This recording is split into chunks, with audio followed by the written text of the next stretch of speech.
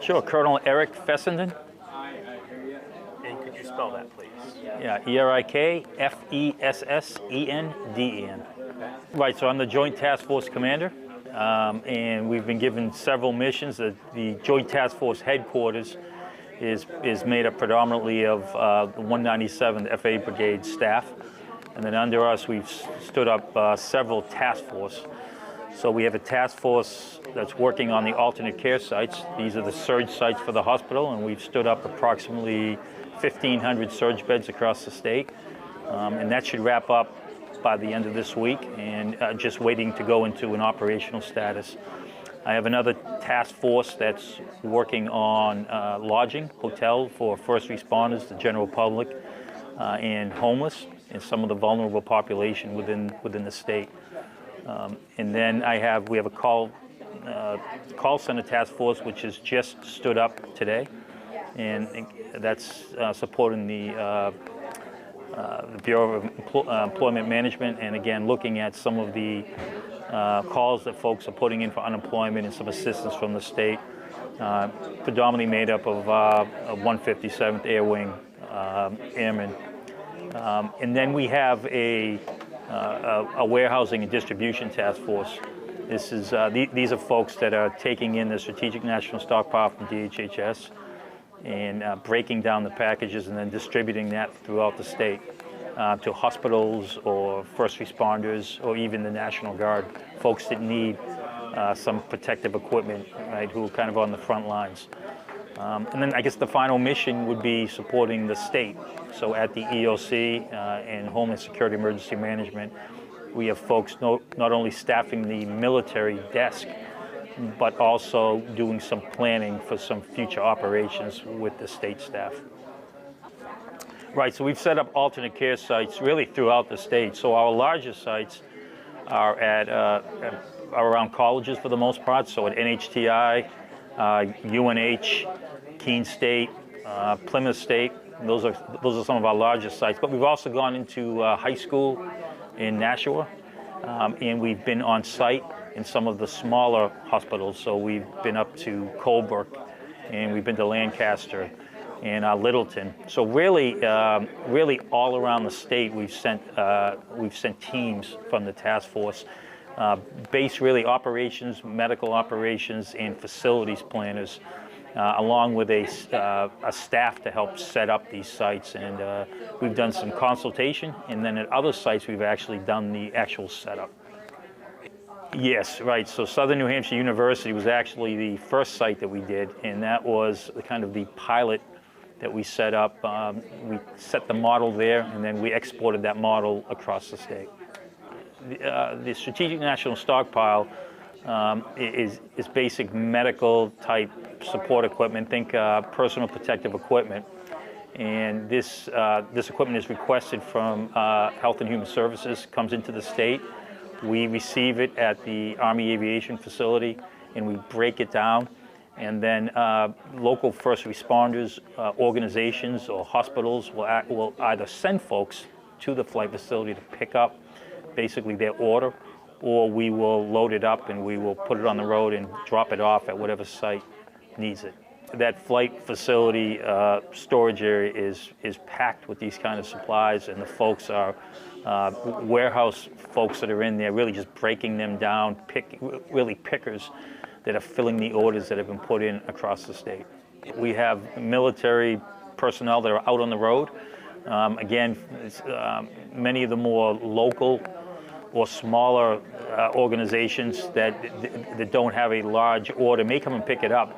But for some of those distant organizations, we truck it to them. So we put it in military trucks, and we deliver the needed supplies to that site.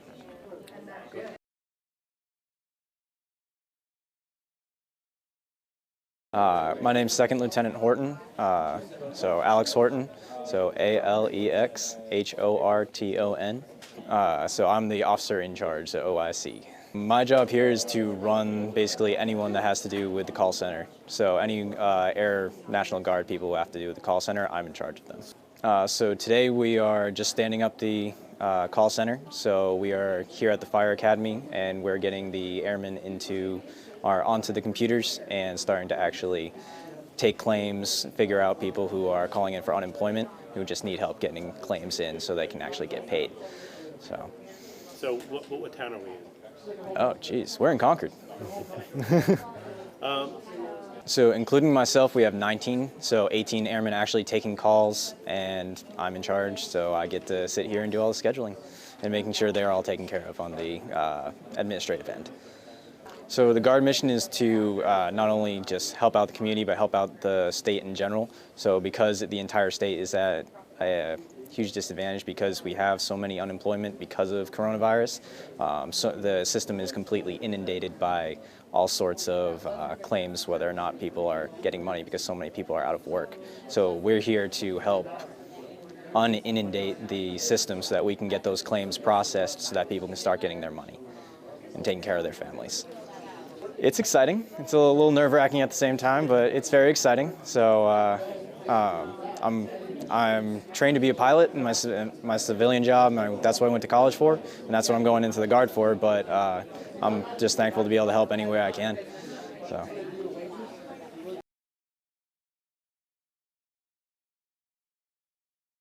Okay, my name's Kate Lapierre. That's Katelapierre. And what is your title here? I'm Program Specialist 3 with Employment Security. So if you could just describe what is happening at this location. Today we are here directing calls for claimants and employers that have questions on benefits, what's happening with coronavirus, and them being unemployed due to the coronavirus. And can you describe the bit of having the Guard here to help? We have the National Guard here? We have a ton of phone calls coming in, probably 3,000 to 4,000 a day. We had 26 to 40 individuals, and now we have a little over 50 people. We have over 50 individuals answering calls now, so the call volume is high and the wait time is less, having more people here. We've had great volunteers. We've had state employees step in that would originally be at home because they do inspections. So they're here working around the clock. We're here about 12 to 13 hours a day, Monday through Friday, 6 to 8 hours on Saturday and Sunday, just trying to give our time, try to help the community and get questions answered and get people paid as quickly as possible. And is there a message you'd like for the general public to know about the facility here or the call center? Everyone's here to help. That's what we're here for. So anyone that needs help is going to get the help that they need, whether it's from us or from a local office. We have 12 local offices that are also working around the clock, just trying to get, I think we had 36,000 new claims as of last week come through the system. We're just trying to make the process as smooth as possible. It's been great. I haven't really had time to breathe yet today, but we're getting things done and everyone's been a big help.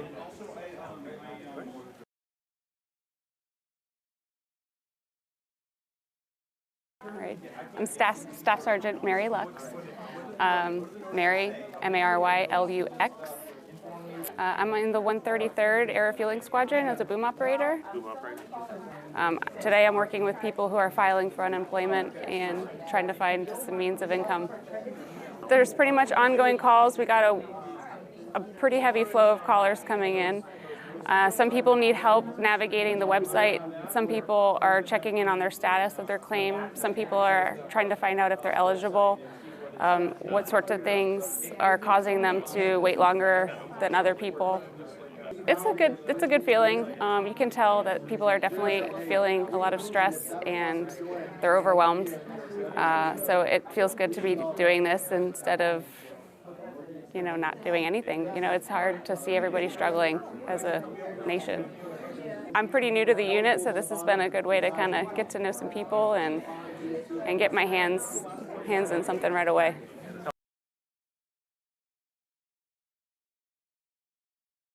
I'm Senior Airman Jake Bumbaca, JakebuMbaca. I work as a crew chief with the 157th MXS over at Pease. What is MXS? The maintenance squadron, where we're hands-on working on the planes, getting them up and ready to fly and complete missions. We've answered the state's call for all hands on deck to help in any way that we can with this virus and this situation that our country's facing. Right now specifically, I'm answering calls for the New Hampshire Employment Benefits Center, where they're obviously very swamped with calls and they needed more people to answer those calls. My first 6-year enlistment was up April 14th this month. So before I was able to sign on to state active duty, they needed me to re-enlist so that I'd be eligible to continue serving, and that's what I did this morning before processing to come to work here. This is a very specific, time of service where it's very unique. It's not similar to what I've ever done. Usually I'm used to working on planes, and now I'm here answering the state's call to do different things, like what the militia was kind of formed for back when the Constitution was written, and here we are as a more well-formed version of that, doing what the state needs us to do.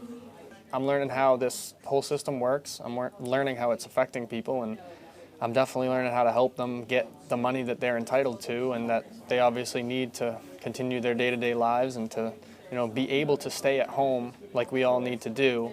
It's good to be able to make sure that they're paid while they're staying at home, not being able to work, and they're still able to provide for themselves and their families. So that's pretty cool. It's definitely very unique. I was, obviously looking forward to it when my supervisor said, "Hey, your name's on the list." I'll take any unique opportunity when they're throwing at me like this. So, it makes me feel good to be able to do it, and most people don't have this opportunity. So it's something that I'll tell my kids about when I'm older and they're asking about the COVID-19 virus, however this turns out. So.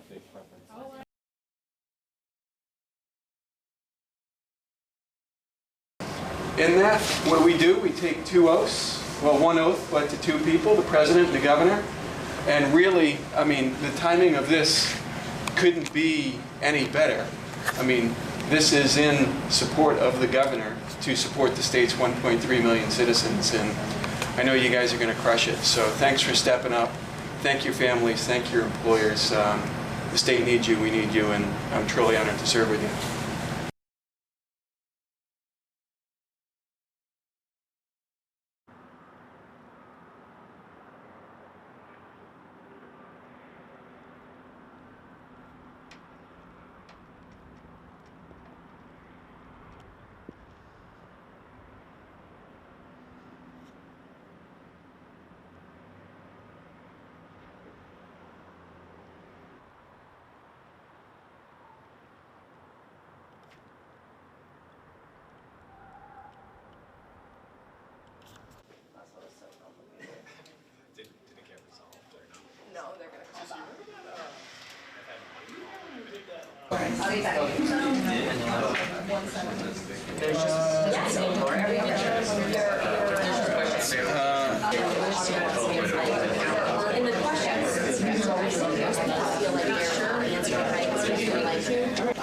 Yeah, so that's not were you mentally able to work without any restrictions during the week being like benefits during the week being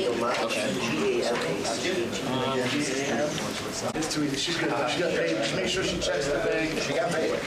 She was just wondering why she received any money not previously reported. Alright, so this person, she forgot to put in her disability a year or so ago, but she hasn't seen any payments from it, so she wasn't sure if it was locked up in the system. She just knows we have H. Last name? Keo.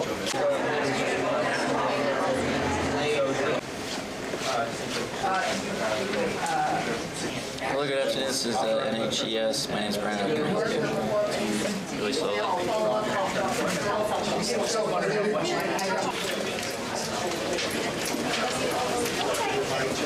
People from all different career fields doing this right now.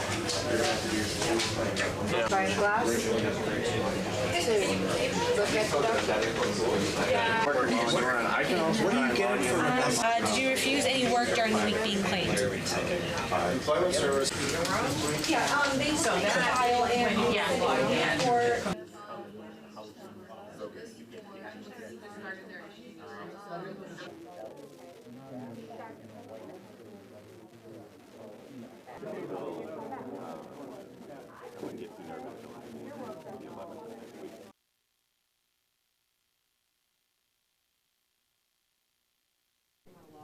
So right below that, can you click on apply for Grant, how may I help you?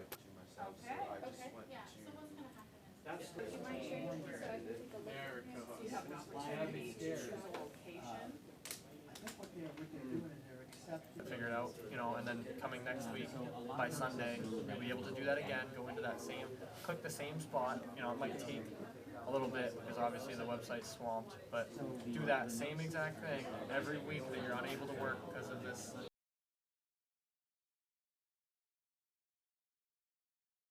So, with that being said, members, please come to this position of attention. Raise your right hand and repeat after me. I state your name. I, Jake Bumbaca, Do solemnly swear do solemnly swear that I will support and defend that I will support and defend the Constitution of the United States the Constitution of the United States and the state of New Hampshire and the state of New Hampshire against all enemies, against all enemies, foreign and domestic, foreign and domestic, and that I will obey the orders and that I will obey the orders of the President of the United States of the President of the United States and the Governor of New Hampshire, and the Governor of New Hampshire, and that I will obey the orders and that I will obey the orders of the officers appointed over me of the officers appointed over me according to law and regulations. according to law and regulations. So help me God. So help me God. Congratulations.